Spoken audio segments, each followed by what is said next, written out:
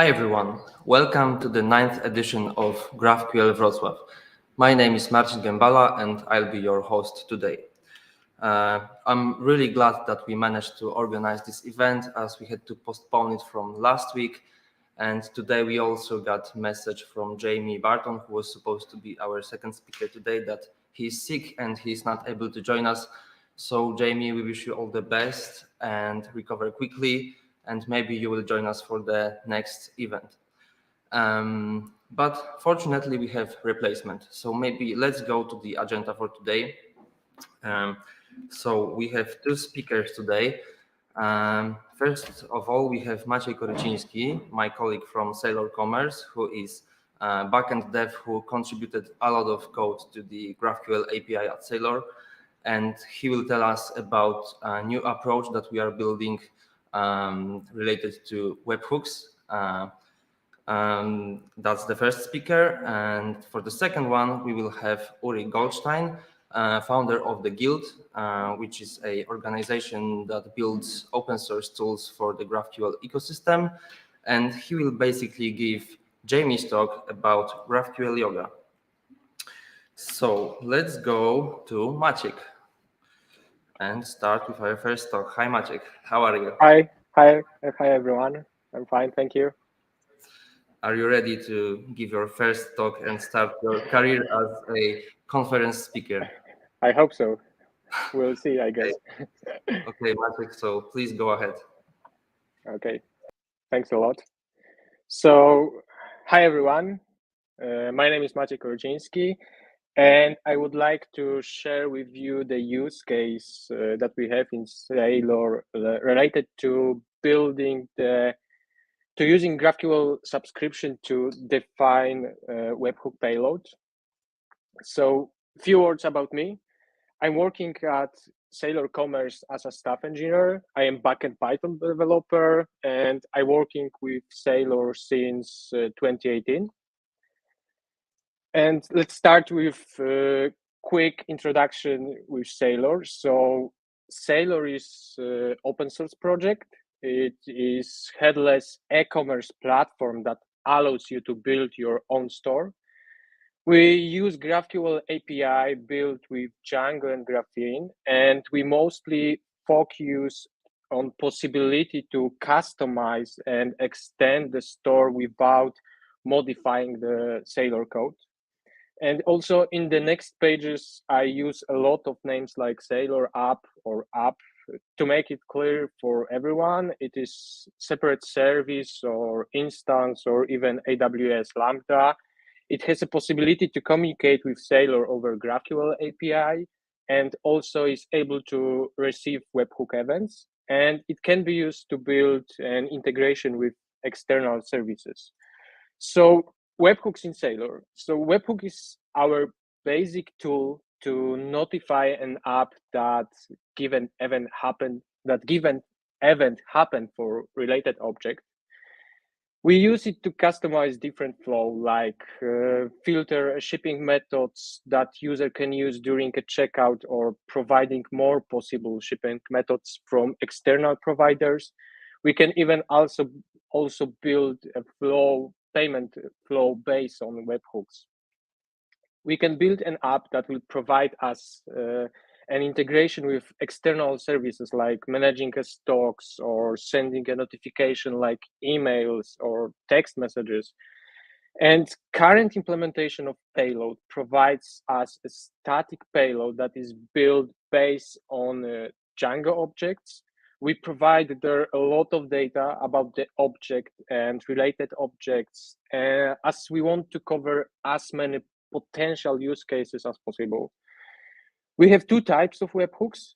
Asynchronous, it is a notification that given event happen, like order has been placed or order is fully paid or product is out of stock.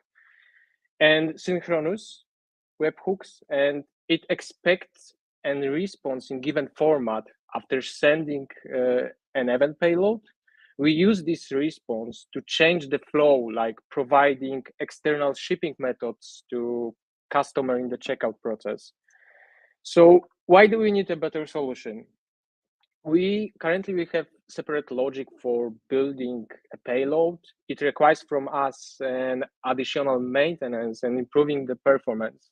We need to be ready to handle a huge number of events and big traffic load for days like, for example, Black Friday. We still add a new fields to static payload as we want to cover more potential cases, usage cases. Even if an app needs only the ID of object, we still send a huge amount of data. And unfortunately, even this data that we send, we are not able to cover all cases. And in that case, app needs to call API directly after receiving the webhook and fetch missing data. So at the end, we have huge payload that we build and an additional API request called by app to fetch missing data. And GraphQL subscription as a solution. So what we want to achieve is a possibility to build a payload in the shape requested by app. To do that, we use a GraphQL subscription. We have a shared GraphQL types between GraphQL API and webhook payload. Now, app can have the same handler implementation to process an object received from the API and from the webhook payload. Using GraphQL engine allows us to drop a huge part of logic related to building a static payload. All subscription types are defined in GraphQL scheme, so we can easily track any changes and provide better documentation. Also, we use GraphQL deprecation directives that allows us to handle deprecated fields in the same way as we do in GraphQL API. So on the right side, you see an example of the subscription. We have the subscription for events order created and product updated. And for order created, we want to receive data like order ID and order lines IDs. For product updated, we have similar case. We want to receive product ID and all product variants ID related to this product. So as you see, we are able to use single subscription to define more than one event. And if you use any GraphQL client, you have also full typing here in the same way as you have typing for building the query or building mutation. So how does it work for a user? So user build subscription declaration in GraphQL client, convert it to the string and pass it as a mutation input. So on the right side, you see subscription for the order created event. We want to fetch only the order ID. So we take this subscription, convert it to the string and pass it as an input query field. And how does it work under the hood? So we have event handler here, and it is the same event handler that we use with old approach. When webhook has defined a subscription query, we pass it to GraphQL engine with object related to this event. And as a response, we get a payload in the shape requested by given app. So This is the copy of page that I showed previously with all issues that we have with current approach. So let's take each of these problems and compare it with the new flow. Custom engine to build webhook payload. So previously we had separate logic that was able to build webhook payload. And this part was also requiring some maintenance from our side. And we also have a separate logic that uses GraphQL engine to handle API requests.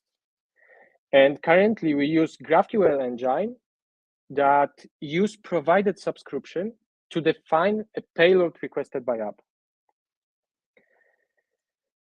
The next one, huge payload structure. So let's use order fully paid event as an example with order that contains 2 products. So the size of the event that we send is around 4.1 kilobytes, and it contains 170 lines of formatted JSON. And also it contains around over 140 JSON keys. And here I didn't have any example, as I would have to add at least 3 pages with this payload built by old engine. And for the current way, the payload is defined by app. So we have payload only with important fields requested by app. Additional maintenance for webhook engine. So it's simple. We are able to drop the old logic related to building a static payload, so there is no more need to maintain it. The next one, big usage of network bandwidth and DB queries. So previously we had huge payload that contained a lot of data for objects, or for object and related objects. So for example, when we were receiving payload with order object, we also received data about objects attached to order, like lines, payments, fulfillments, and sometimes it costs us an additional DB queries. Currently, we use GraphQL engine that is much more optimized to handle such cases. For the most cases, I believe for the most cases, we send less data as app is able to define a shape of the payload that is important to process a given action.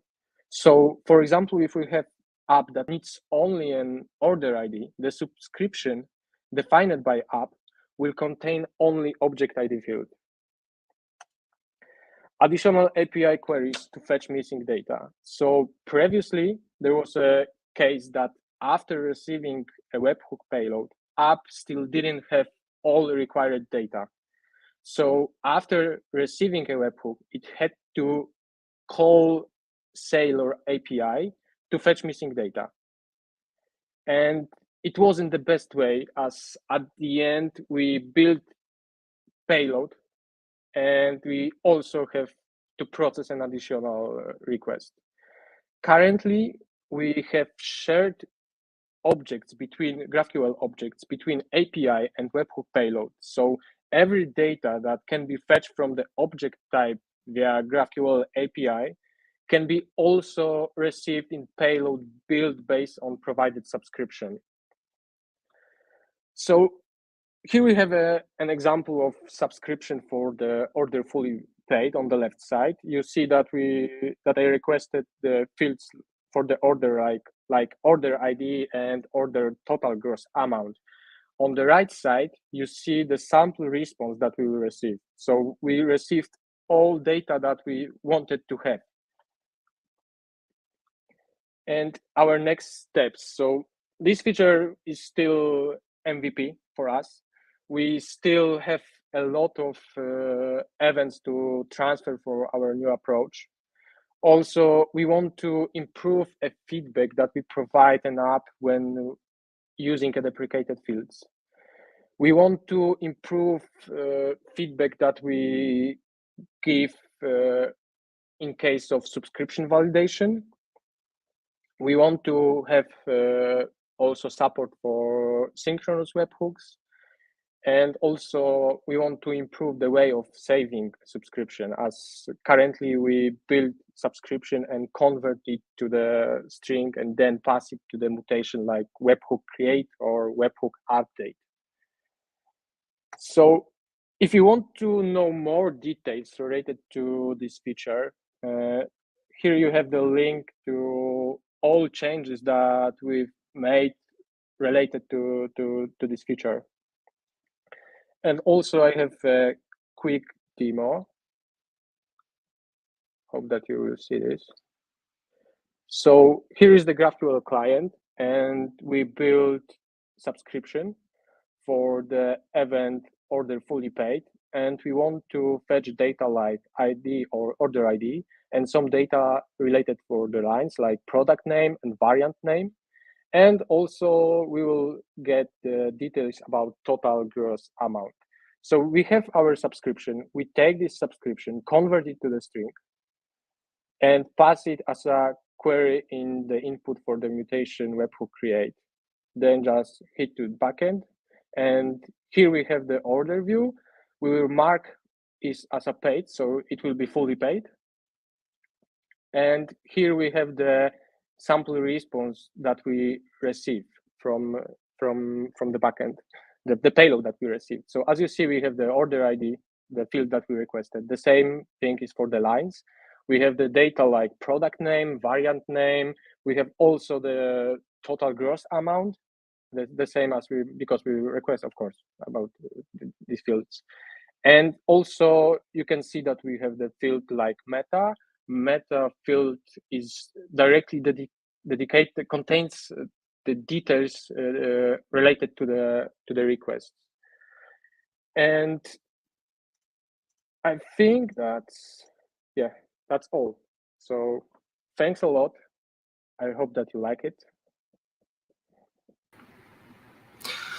Maciej, I think it was really great. I think you should become a conference speaker after giving this talk. It's really like your future. So I don't believe you. I'm serious. Trust me. Let's see if we have any questions on the chat. Maciek is the best. Thank you, Patrick. Thank you, Patrice. So that was the concept prepared by Patrice, by the way. So maybe, so I'm actually pretty familiar with this entire concept, and I'm really happy that we are going to drop this entire custom logic that we have to maintain those payloads, because it's a lot of code that's not really nice, and it costs us a lot of database queries. So I'm really happy that we are going to reuse data loaders over there. So maybe one question: how are we going to handle this deprecation exactly? Because you said we are going to use deprecation from GraphQL. So what does that mean? If I have a subscription query, what happens if I just save a webhook with some field that becomes deprecated, but I don't fix my webhook over time, and we suddenly remove this field, or it starts to work in a different way if you don't maintain this, for example, for some time? Can we handle it somehow? Yeah, so I think that we're still thinking about this, but I guess the best way, the direction that I think that we will choose is to provide some possibility to manage the events that we send via webhooks, where you can see or discover that given event sends the deprecated field. Something similar as we have, for example, for the Stripe page, where you go to the developer section and you see the logs related to the webhooks that Stripe is sent. Mm-hmm. All right. Okay. I think we don't have any more questions. Can you use GraphQL with Bigquery? I don't know, to be honest. Me too. Maybe Uri will know answer for this question. Okay, so thank you, Maciek. It was great having you. So Yeah, we have one question. How will the subscriptions be maintained when Sailor is running at more than one node? So not sure if I fully understand it, but we store the provided subscription in database. So no matter how many nodes or cluster you have, we will just fetch this subscription from database and use it for any events that occurred.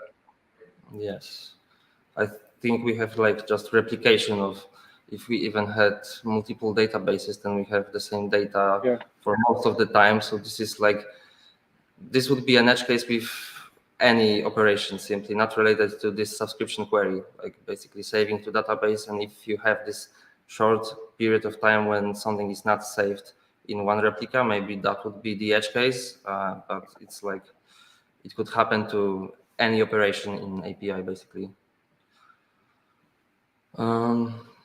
All right, so I think that's it.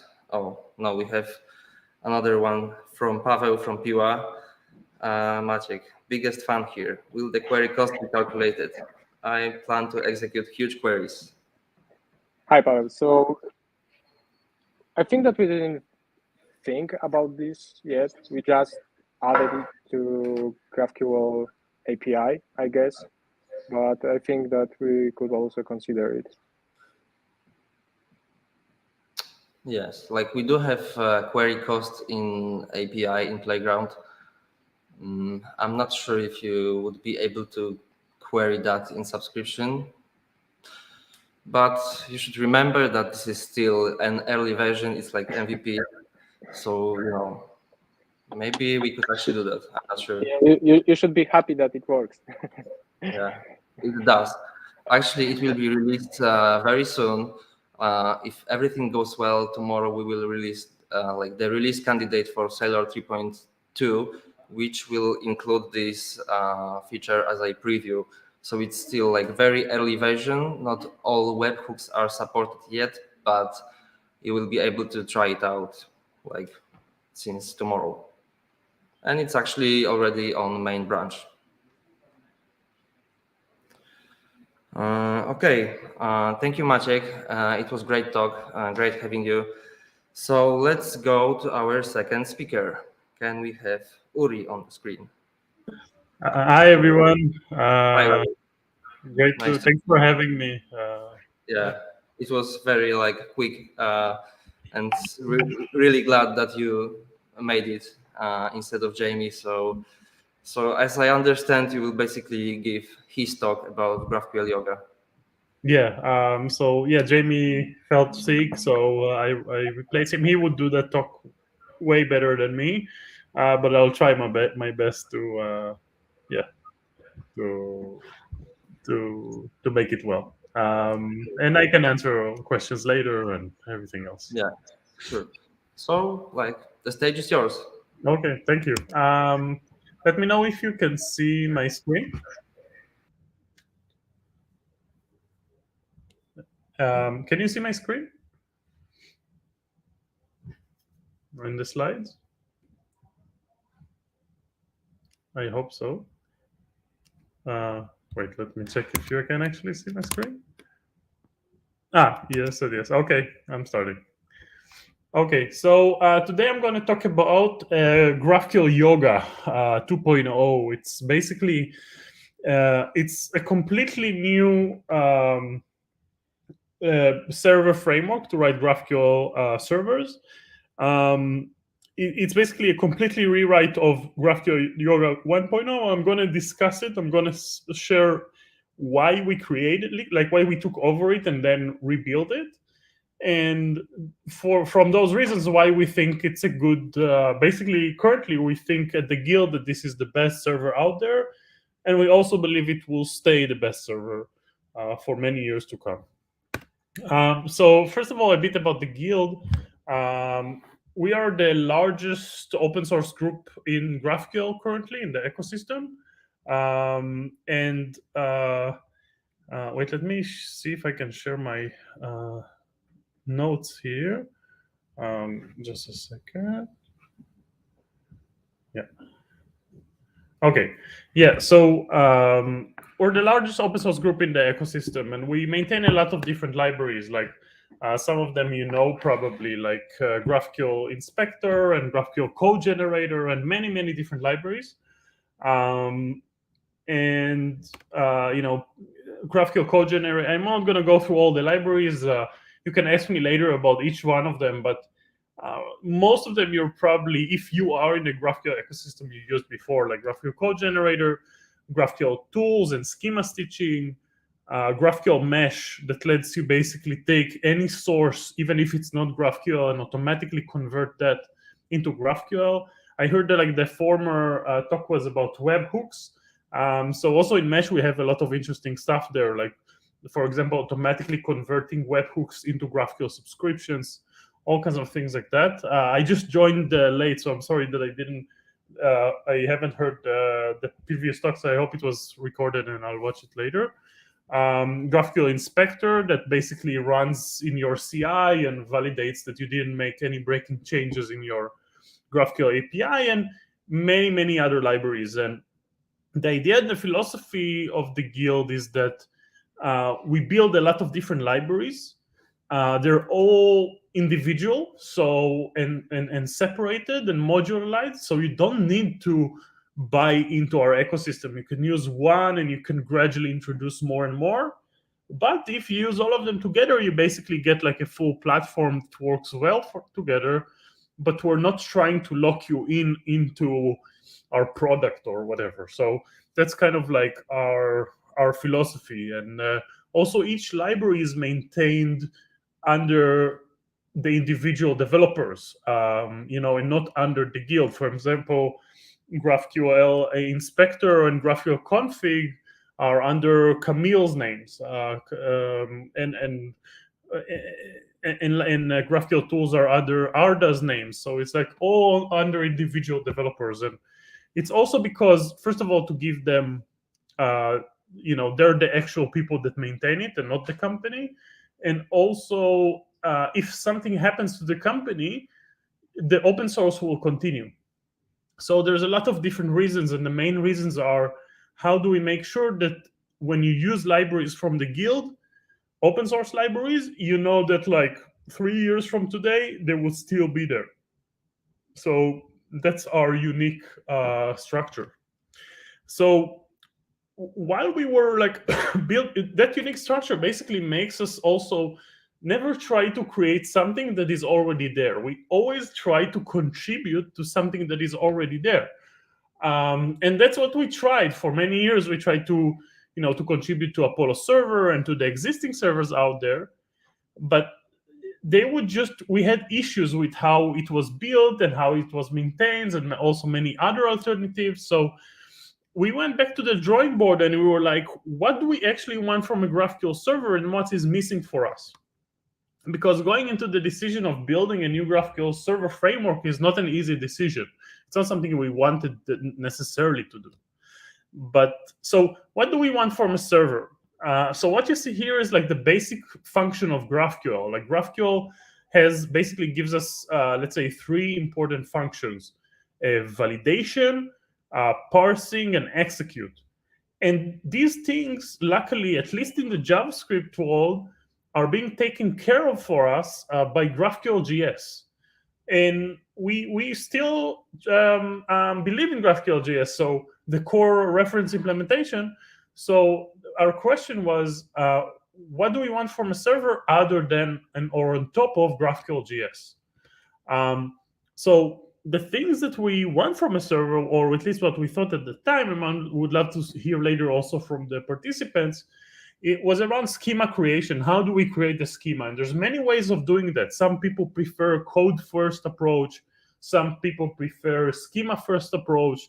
There's many different libraries for each of those, like Nexus or Photos and all kinds of libraries for that. So people want to choose their own way. They don't want us to tell them or dictate what is the best solution. The server also needs to handle communication, right? Like whether it's HTTP or WebSocket or whatever protocol you want, and no matter and we want the server to be able to be deployed in all kinds of places, like lambdas and just regular containers and serverless environments and all kinds, and Cloudflare workers and all kinds of things like that.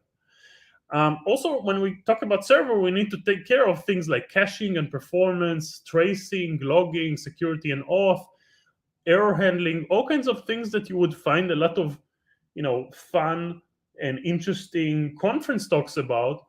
But we kept repeating this and building it again and again and again to all of our clients, and it felt like it could be easier, it could be reusable.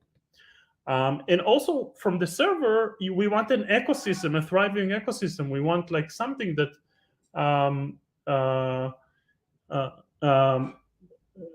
we want something that basically there's a whole ecosystem around it that's like we can rely on. Like, it's not based on one company, it's not based on like anything like that.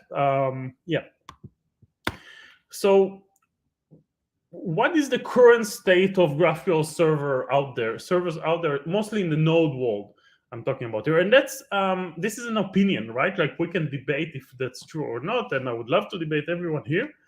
But we think that the current state of the most popular servers out there is that the frameworks are very opinionated, and many of them are poorly maintained. And for regular users that are onboarding on GraphQL, or they want to build a broad product on GraphQL, they're not necessarily aware of all these things. Like, it's hard for them to determine, like, if a library is very popular, it's very hard for them to understand that it's actually not well maintained.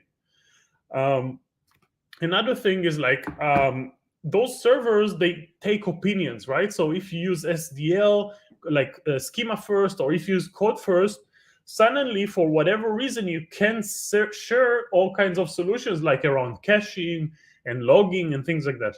Why? Like, why not? Why won't we be able to share all the same solutions across all of the ecosystem? Also, those libraries are wrapping basically the entire request pipeline. So sometimes you need to install different versions of those frameworks or extra libraries when you now want to use your GraphQL server over another protocol in a different environment, like Cloudflare workers or Dino. Suddenly it's very hard or impossible. And we also don't understand why, right? Because at the end of the day, GraphQL is just that GraphQL JS execution. Everything else should be choosable, pluggable. And also, these frameworks, many times, they don't let you really change things or hook into things. And for us, when we have a lot of clients and our use cases are becoming more complex and very high scale, we need to be able to do a bit more than the things that they let us to do. And there's all kinds of reasons that's how they're built, because many of these frameworks are built by companies that basically want to gradually lock you into their solutions. They want that you would use their solutions, and it will be very hard for you to use another solution later. And that's the exact opposite of the philosophy that I mentioned before for the guild. And we don't want to basically put our clients into this vendor locking machine. Like, we want to give our clients the best solution without locking them into something that later on they would regret. So what you're going to see here is basically a drawing board of how Dotan from the guild, basically, we had the discussion, we had the meeting, and we started thinking and brainstorming about it. So we wrote this. This is kind of like the GraphQL, the basic GraphQL functions: parse, validate, execute, and subscribe for subscriptions.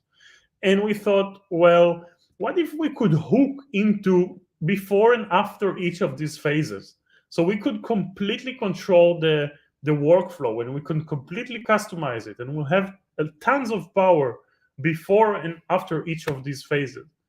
But then we would be able to write this code as plugins. So as a user, you could use these plugins. The people that write the plugins has enormous power, but the users, the people that actually use the GraphQL server, for them it's easy. It doesn't change anything of how they work or what they do and things like that. And the API that is exposed later is the same API, so it's basically transparent. So what I'm showing here is Envelope. Envelope is the plugin system that we announced about a year ago, and it's now extremely popular. So by the way, here you can also hook any schema builder you want, like Nexus, GraphQL tools with CodeGen, Photos, anything you want. And then the other part of it is that all the parts of the HTTP handling and the communication handling and the request pipeline is outside of this. So all the plugins you can use and you can reshare them, but it doesn't matter where you deploy the server. It doesn't matter what HTTP framework you use. And also the usage of the HTTP server and framework is exactly like it was intended. We're not like wrapping that because they know best how to do it. So that's Envelope. Envelope, if you don't know already, we released like about a year ago. It became very popular. And some of these benefits of Envelope I'm going to talk a bit about, because all of this at the end of the day translates into Yoga, and I'll show it in a second.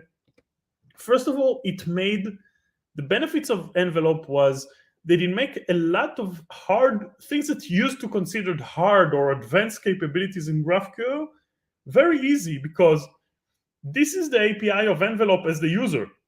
Like you just get like an envelope object that later you send to your server, and you just with 4 lines of code you created an extremely performant server.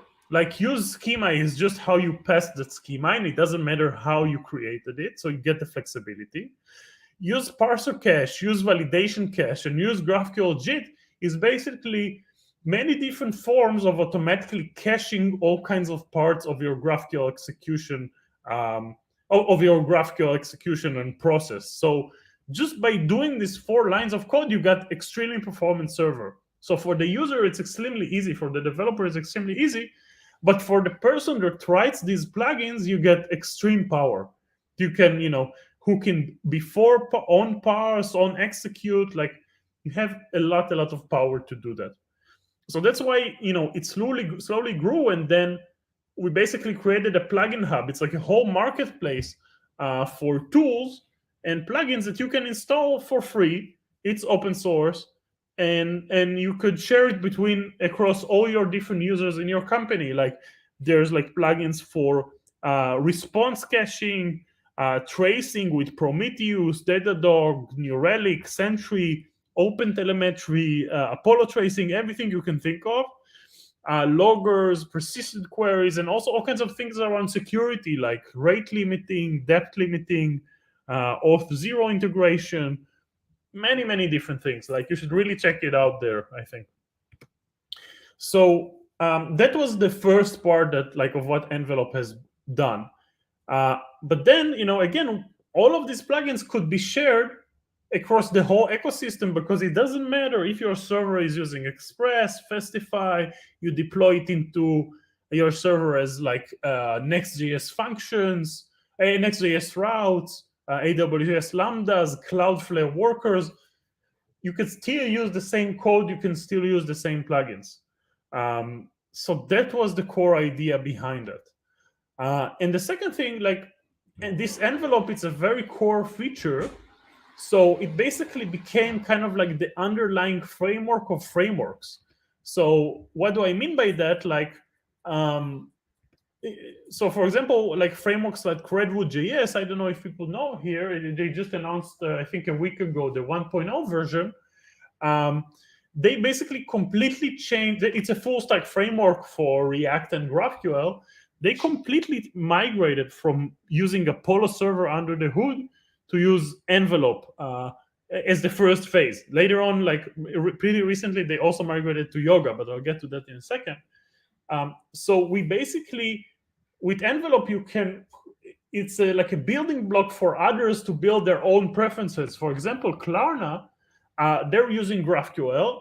And for them, when they moved into Envelope, the infrastructure team could basically build this kind of like shared infrastructure across all the different teams that created GraphQL, that built GraphQL across Klarna. So they could share the same login system, they could share the same configurations very, very easily, while giving their teams like the flexibility to choose whatever they want. So that was really successful, and there's many other companies that did that. But then we thought, well, we built the building block, but still, and then we tried to PR, by the way, the most popular libraries out there, but because they were so poorly maintained, so they could use and rely on envelope, but because they were so poorly maintained and slow, nothing happened. So we waited and waited, and then we said, you know what? Why won't we also create our own batteries included server?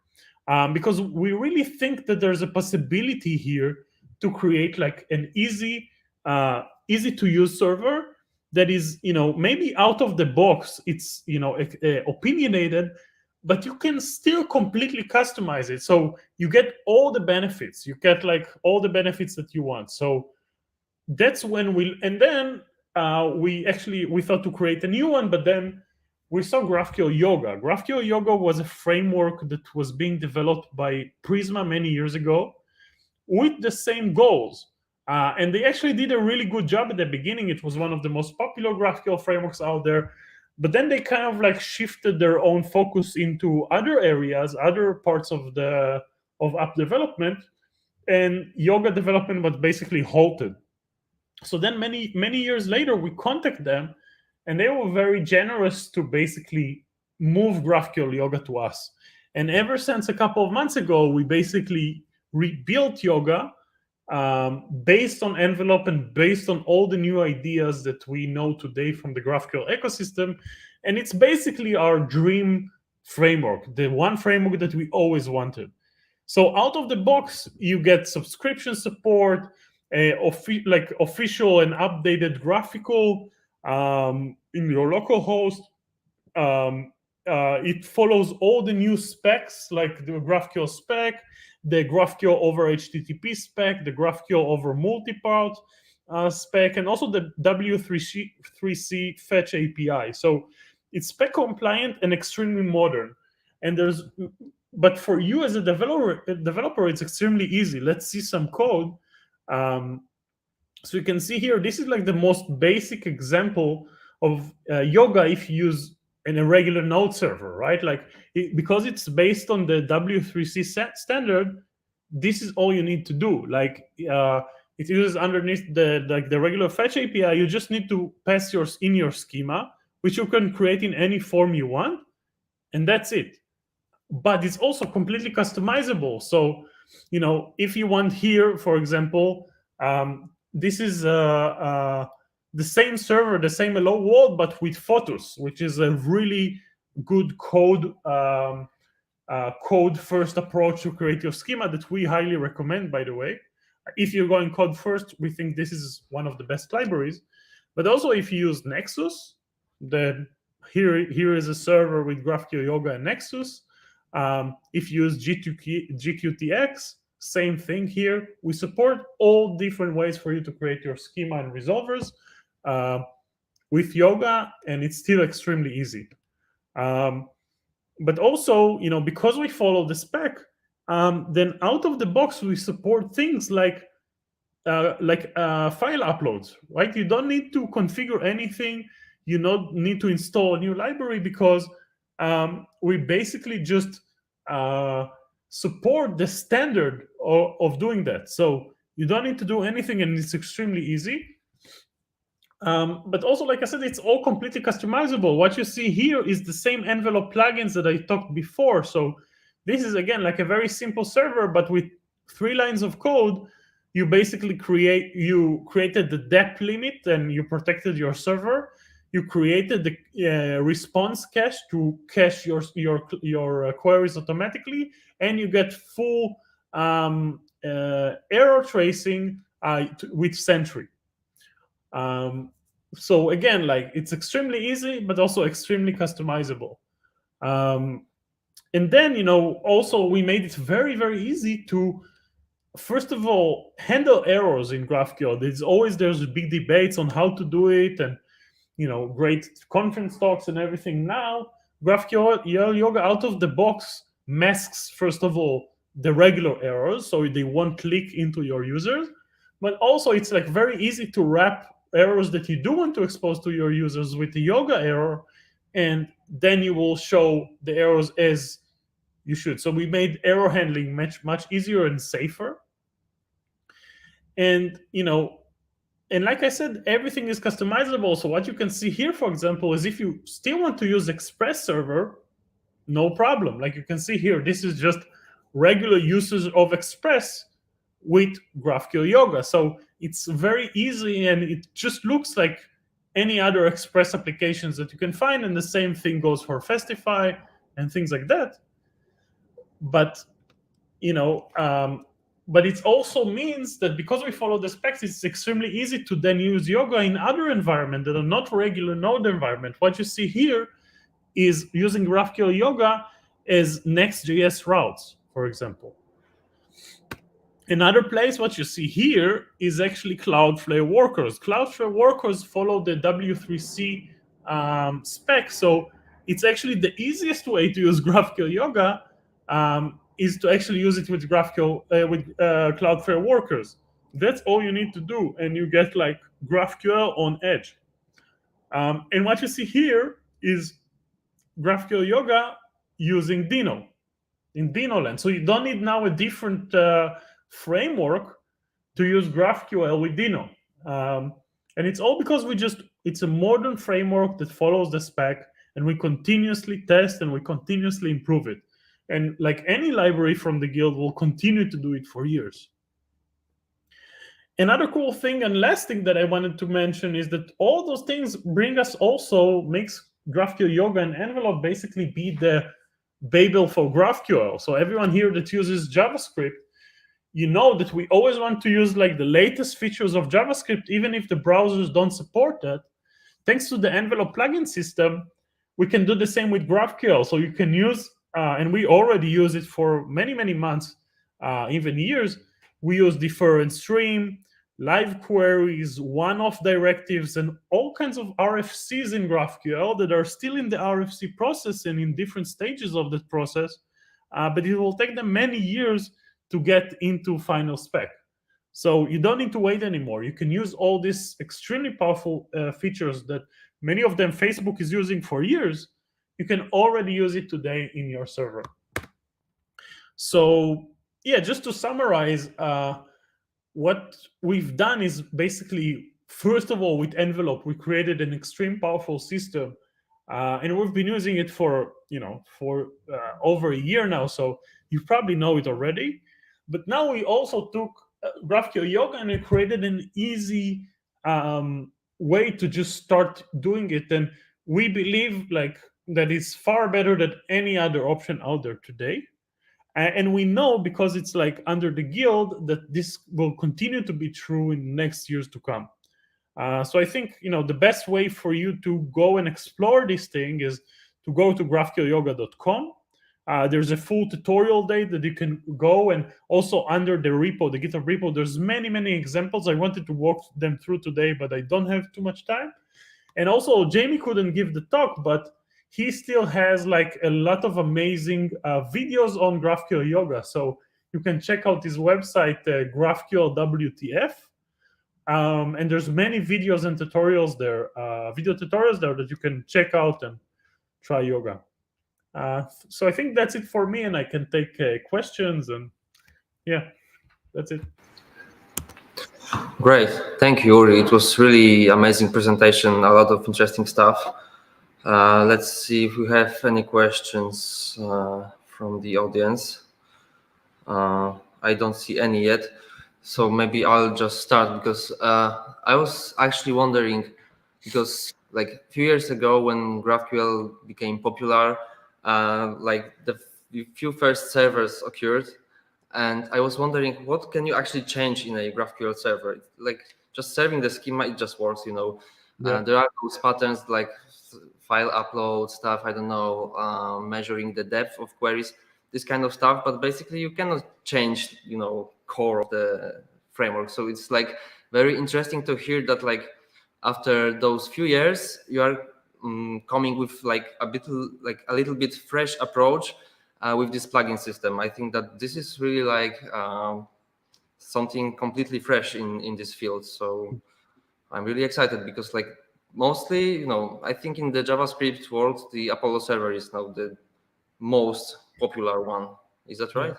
Yeah, exactly. I think I must say that I felt very similar to you, but that's why I was a bit frustrated that there are things that kept being hard, right? Like I was like you. I was like, okay, this is GraphQL. Like I understand the execution and everything. What can you invent anymore?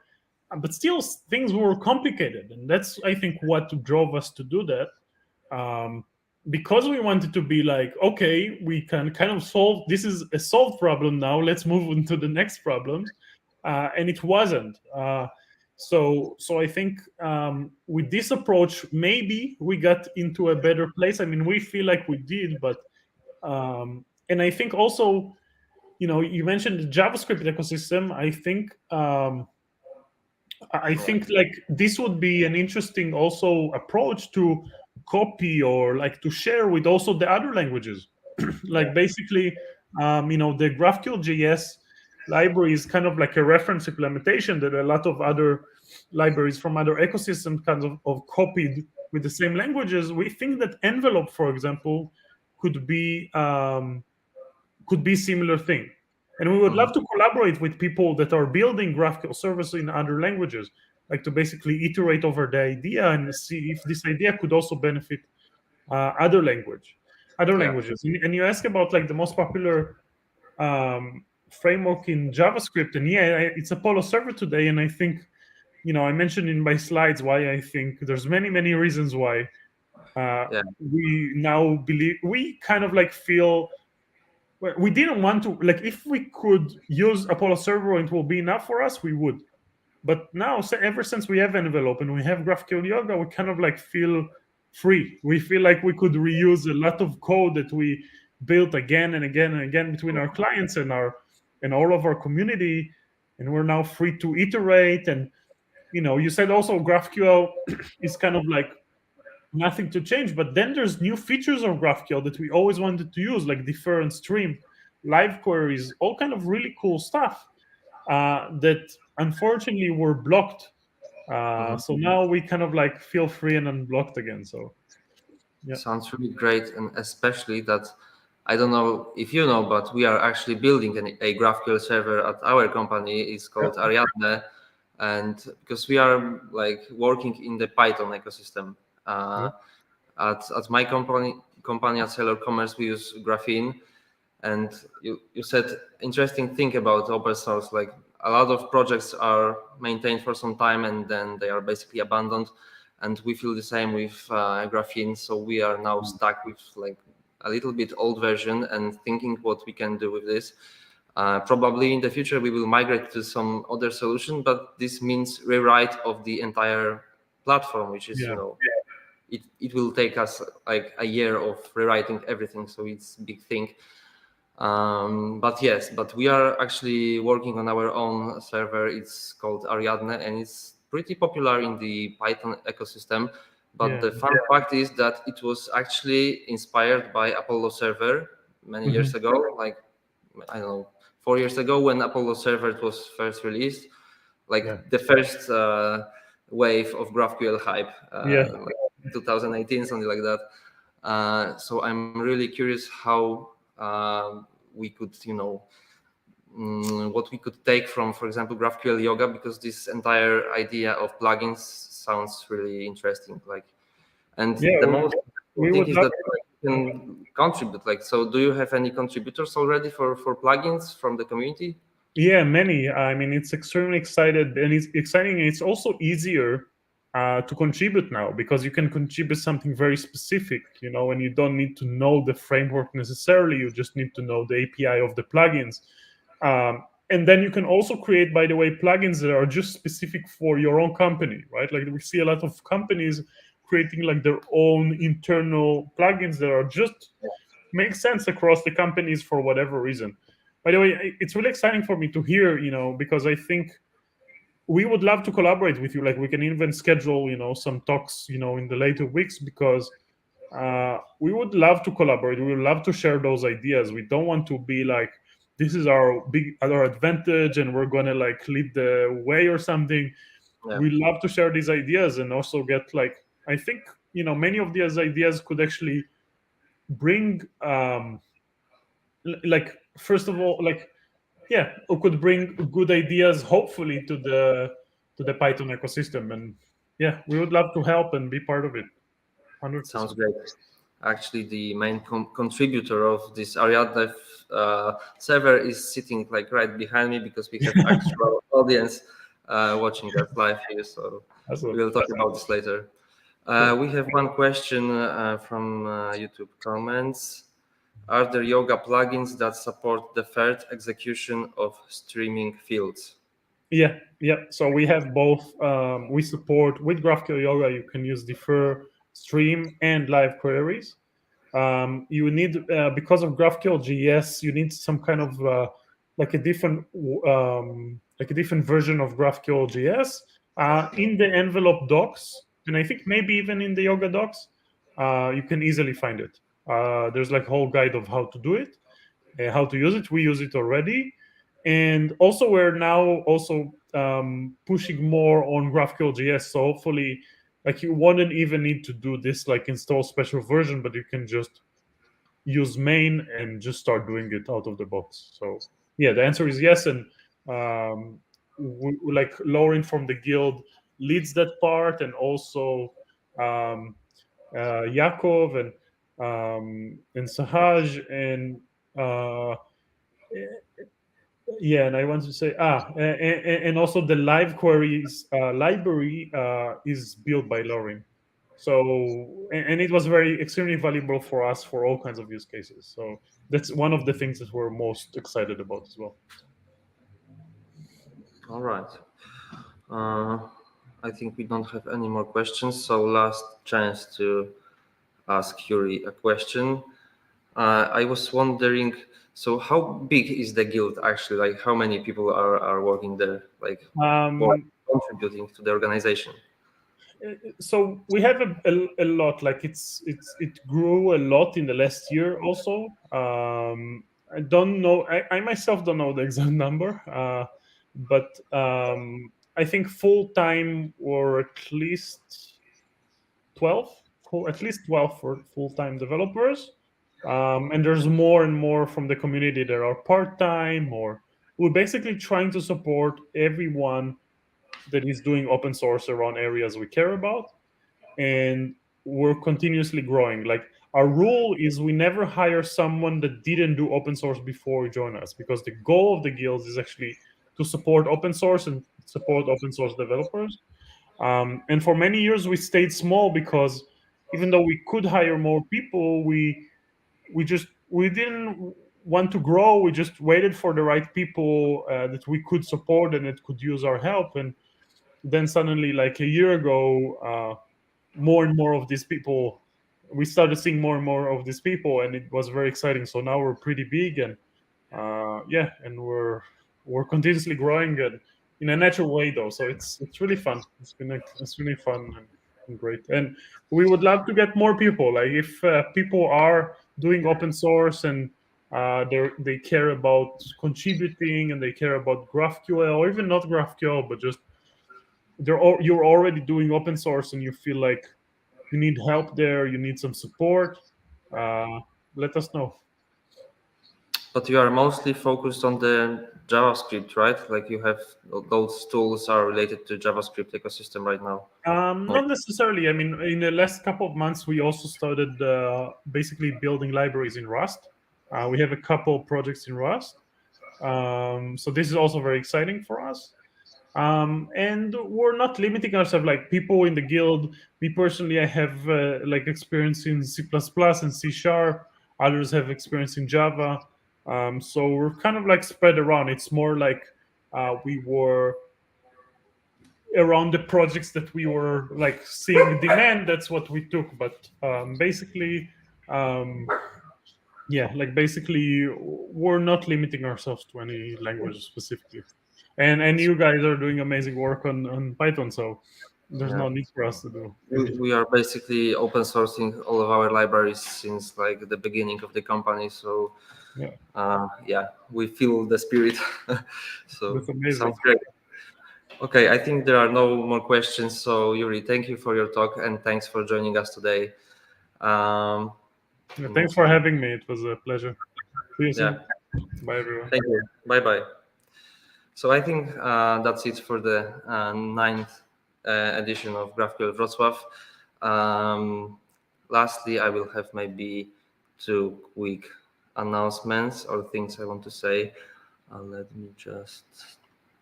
Because as I said, we are doing this event as a hybrid event, let's say. So we are streaming on YouTube, but we are actually having people. So these are our friends in Piła, in the other office of Miromi, and these are our viewers here in Wrocław, sitting right behind me. So we are basically trying to resurrect this idea of events. So I'd like to invite you for our next event that will happen in July, which is like small anniversary for us because it will be the 10th GraphQL Wrocław. We will try to prepare something special and a lot of interesting content. So make sure to join us either online or come to our offices. I think that's it for the 9th edition of GraphQL Wrocław. See you in July. Bye-bye.